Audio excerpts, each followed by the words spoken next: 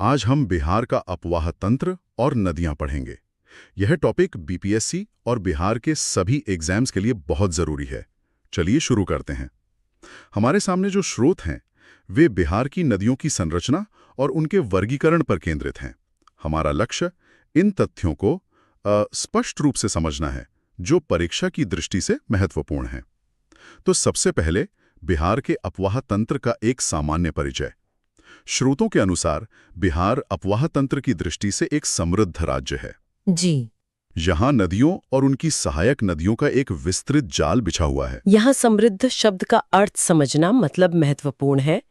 इसका मतलब है कि राज्य में पानी की कमी नहीं है और यह नदियों का घना नेटवर्क ही है जो बिहार के मैदानी इलाकों की मिट्टी को उपजाऊ बनाता है। और शायद यही की कृषि अर्थव्यवस्था की नींव भी रखता है। बिल्कुल, नींव यही है। बिल्कुल सही। और इसी आधार पर बिहार की नदियों को दो मुख्य वर्गों में विभाजित किया जाता है। चलिए अब इन वर्गों को समझते हैं। जी ठीक है, तो अब हम इन दो प्रकार की नदियों हिमालयी और पठारी के बीच के अंतर को देखेंगे। मैं अब तालिका के अनुसार एक एक करके इनकी विशेषताएं बताऊंगा। ये तुलना परीक्षाओं के लिए बहुत महत्वपूर्ण है। हाँ, ये तुलना समझना बहुत जरूरी है। तो सबसे पहले हिमालयी नदियां। जी, ये सदानीरा या वर्ष भर जल प्रवाह वाली नदियां हैं। सदानीरा मतलब सदा नीर वाली। जबकि पठारी नदियां ये वर्षा आधारित नदियां हैं। हाँ, पूरी तरह से मॉनसून पर निर्भर। दूसरा अंतर, हिमालयी नदियां उत्तर से दक्षिण की ओर प्रवाहित होती हैं और पठारी नदियां ठीक इसके विपरीत दक्षिण से उत्तर की ओर प्रवाहित होती हैं। मतलब एक दूसरे की तरफ आती हैं ये। हाँ बिल्कुल।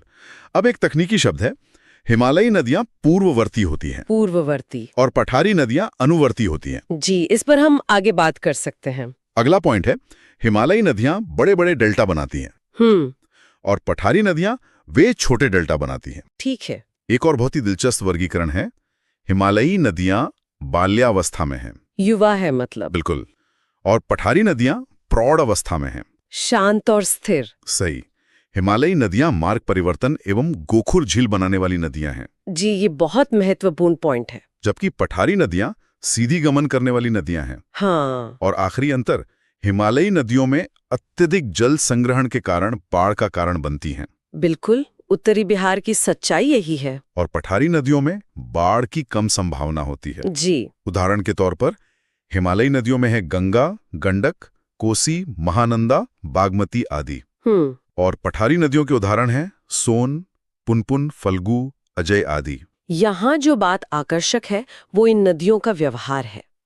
जैसे आपने कहा, हिमालयी नदियों को बाल्यावस्था में कहा गया है। जी। इसका मतलब है कि वे युवा हैं, ऊर्जावान हैं और अस्थिर हैं, इसीलिए वे अपना मार्ग बदलती हैं, कोसी नदी की तरह। बिल्कुल। और उत्तरी बिहार में बाढ़ का एक प्रमुख कारण बनती हैं।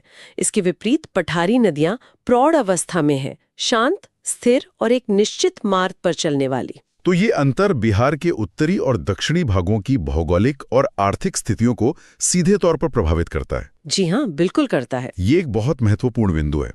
अब जब हमने वर्गीकरण को समझ लिया है तो आइए बिहार की सबसे प्रमुख नदी गंगा नदी के बारे में विस्तार से जानें। स्रोत से मिले तथ्यों को एक एक करके देखते हैं। चलिए। तो पहला तथ्य, इसका उद्गम। गंगा नदी उत्तराखंड के गंगोत्री ग्लेशियर से निकलती है। जी, गंगोत्री ग्लेशियर। दूसरा, लंबाई। इसकी कुल लंबाई 2525 किलोमीटर है, जिसमें बिहार में इसकी लंबाई 445 किलोमीटर है। ये आंकड़ा याद रखना बहुत जरूरी है। हाँ, 445 किलोमीटर बिहार में, ये पूछा जाता है। फिर इसका नामकरण। देवप्रयाग में अलकनंदा और भागीरथी, इन दो नदियों के मिलने के बाद इस नदी को गंगा के नाम से जाना जाता है। तो शुरू में इसका नाम गंगा नहीं होता? नहीं। और बिहार के संदर्भ में जैसा कि स्रोत कहते हैं, गंगा नदी बिहार की सबसे प्रमुख नदी एवं प्रवाह तंत्र का आधार है। बिल्कुल। गंगा सिर्फ एक नदी नहीं है, ये पूरे राज्य के प्रवाह तंत्र का आधार है। लगभग सभी प्रमुख नदियां, चाहे वो उत्तर से आ रही हों या दक्षिण से, अंततः गंगा में ही मिलती हैं। आगे बढ़ते हैं। बिहार में प्रवेश और निकास, ये बहुत पूछा जाता है। जी। गंगा नदी बिहार में बक्सर जिले में चौसा के समीप प्रवेश करती है और कटिहार एवं भागलपुर से सीमा बनाती हुई बिहार से बाहर पश्चिम बंगाल में चली जाती है। तो प्रवेश बक्सर में और निकास कटिहार भागलपुर के पास। जी। और इस दौरान गंगा नदी बिहार के 12 जिलों से गुजरती है। 12 जिले? और एक और महत्वपूर्ण तथ्य, बिहार में गंगा नदी की सर्वाधिक लंबाई पटना जिले में है। यह ध्यान रखना दिलचस्प है कि जिन 12 जिलों से गंगा गुजरती हैं, वे बिहार के सबसे महत्वपूर्ण प्रशासनिक और आर्थिक केंद्र हैं। सही। और पटना में इसकी सबसे अधिक लंबाई होना राजधानी के रणनीतिक महत्व को भी दर्शाता है। और अंत में इसकी सहायक नदियां और अंतिम पड़ाव। सहायक नदियां हैं घाघरा, गंडक, बूढ़ी गंडक, कोशी, सोन, पुनपुन आदि। ये नदियां बिहार में गंगा से मिलती हैं। जी। जबकि महानंदा और अजय ये बिहार से बाहर गंगा में मिलती हैं। अच्छा, तो ये एक बारीक अंतर है। जी। और बांग्लादेश में इसे क्या कहा जाता है? बांग्लादेश में इसे पद्मा नदी कहा जाता है। बिल्कुल, बांग्लादेश में इसे पद्मा नदी कहा जाता है और ये अंततः बंगाल की खाड़ी में गिरती है। अपना सफर पूरा करती है। उत्तर बिहार की सबसे पश्चिमी नदी से, घाघरा। घाघरा नदी का सफर तिब्बत में मानसरोवर के पास से शुरू होता है। मानसरोवर से? हाँ, वहां से ये नेपाल होते हुए बिहार के सिवान जिले में दाखिल होती है और आखिरकार सारण में गंगा से मिल जाती है। और एक दिलचस्प बात यह भी है कि ये उत्तर प्रदेश और बिहार के बीच एक सीमा भी बनाती है। जी, एक प्राकृतिक सीमा। और इसके नामों को लेकर भी अक्सर सवाल पूछे जाते हैं। नेपाल में इसे कुछ और कहते हैं और मैदानी इलाकों में कुछ और। हाँ, ये जानना बहुत जरूरी है। नेपाल में इसका नाम है कर्नाली। कर्नाली। जी। और जब ये मैदानी इलाकों में आती है तो इसे सरयू के नाम से जाना जाता है। रामायण में जिस सरयू नदी का जिक्र है वो यही है। अच्छा। और इसकी सहायक नदियां जैसे राप्ती, शारदा और छोटी गंडक भी काफी अहम हैं। ये नाम अक्सर मैच द कॉलम वाले सवालों में आ जाते हैं। तो घाघरा से थोड़ा पूरब की ओर बढ़े तो एक और बड़ी नदी है गंडक। इसके भी कई नाम हैं, है ना? जी, इसे मैदानी इलाकों में नारायणी कहते हैं और नेपाल में तो सप्त गंडकी और शालिग्रामी भी कहते हैं। शालिग्रामी, ये नाम क्यों? शालिग्रामी नाम इसलिए पड़ा क्योंकि इसमें वो गोल काले पत्थर मिलते हैं ना। हाँ। जिन्हें शालिग्राम कहा जाता है और जिनका हिंदू धर्म में बहुत महत्व है। अच्छा, तो इसका रास्ता कैसे तय होता है? ये बिहार में कहाँ से प्रवेश करती है?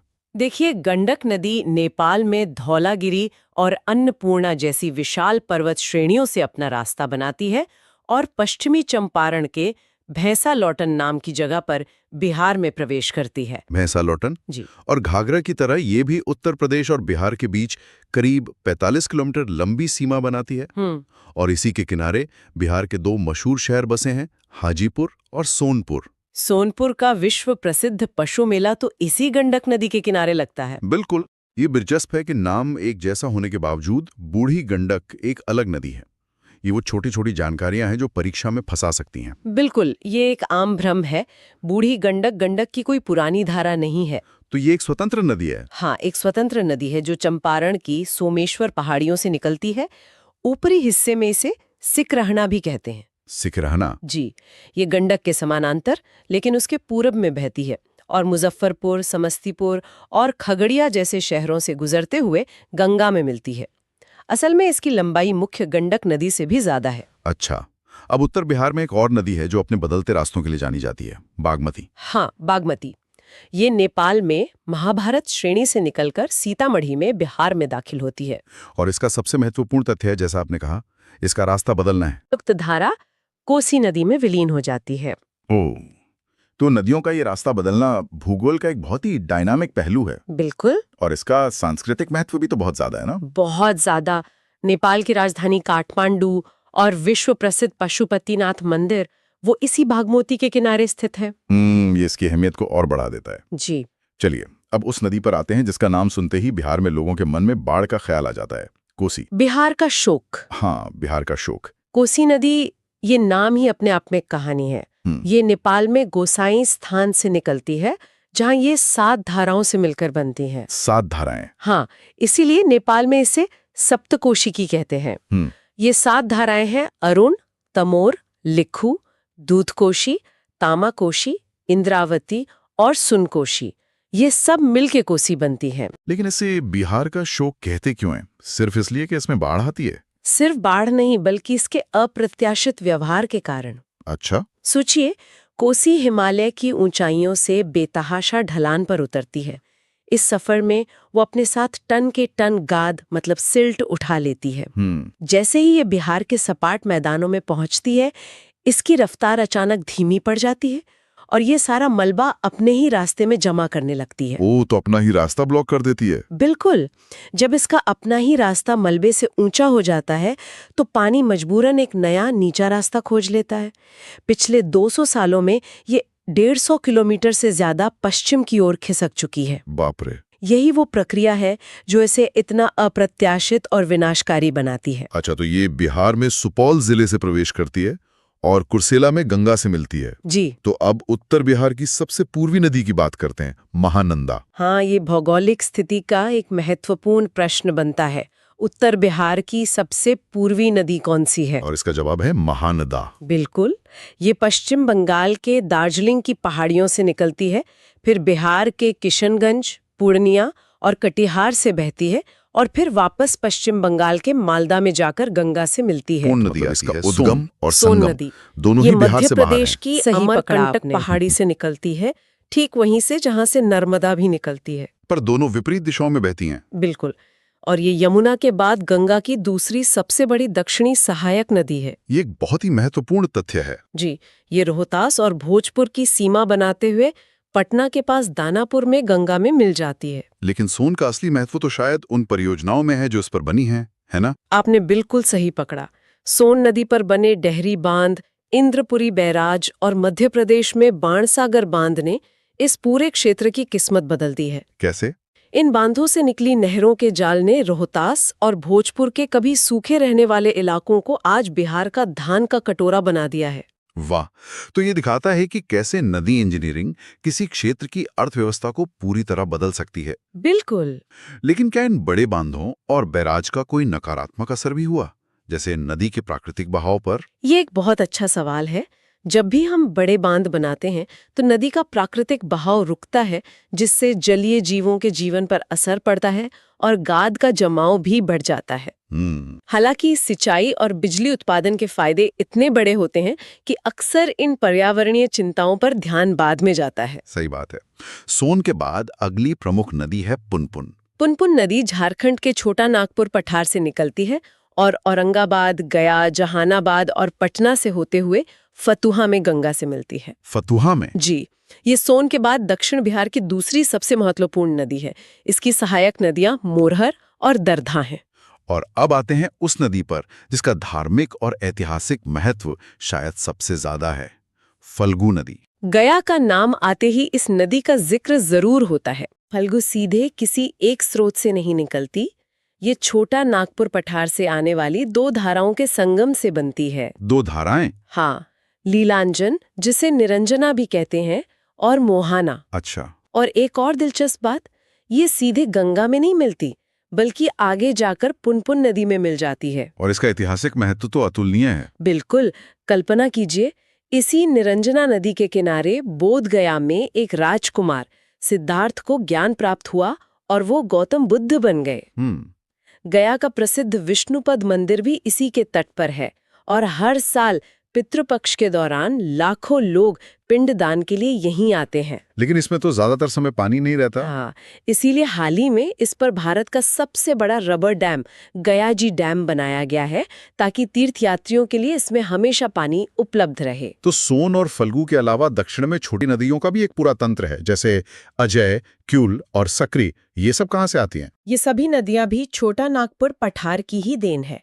अजय जमुई से निकलकर पश्चिम बंगाल चली जाती है, क्यूल हजारीबाग से निकलकर लखीसराय के पास गंगा में मिलती है, और सकरी भी छोटा नागपुर पठार से ही निकलती है।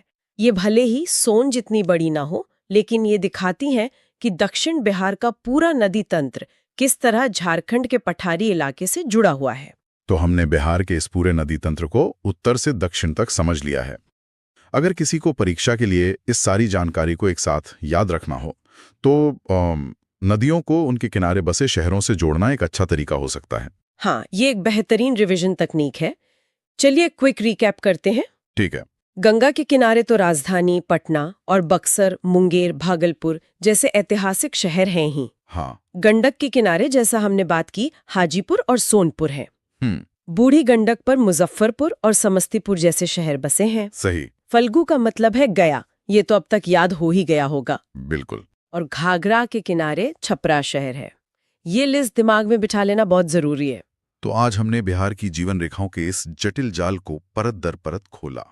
कोसी के विनाशकारी रूप से लेकर फल्गु की पवित्र धारा तक हर नदी की अपनी एक पहचान है, अपना एक चरित्र है। बिल्कुल। और सबसे बड़ा टेकअवे यही है कि बिहार का भूगोल, उसकी कृषि, उसकी अर्थव्यवस्था और यहाँ तक कि उसकी परेशानियां भी इन दो तरह की नदियों से तय होती हैं। उत्तर की हिमालयी सदानीरा नदियां और दक्षिण की पठारी मौसमी नदियां। एकदम सही।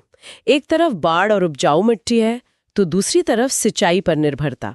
यही बिहार की असली कहानी है। जाते जाते श्रोताओं के लिए एक विचार छोड़ जाते हैं। हमने इन नदियों के वर्तमान स्वरूप पर चर्चा की, लेकिन भविष्य में जलवायु परिवर्तन, ग्लेशियरों का तेजी से पिघलना और नदियों को जोड़ने जैसी महत्वाकांक्षी परियोजनाएं बिहार के इस पूरे भौगोलिक नक्शे को कैसे बदल सकती हैं? बहुत ही प्रासंगिक सवाल है। क्या भविष्य में बिहार के लिए कोई नया शोक या कोई नया वरदान उभर सकता है?